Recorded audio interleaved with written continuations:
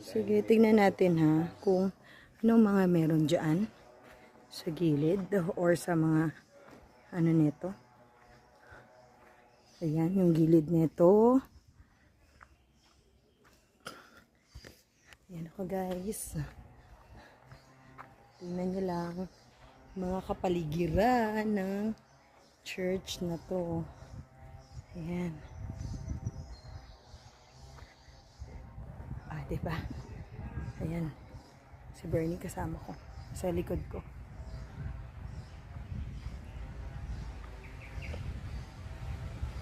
Ayan. Ah, merong dagat sa ano, dito. Ah, meron pa.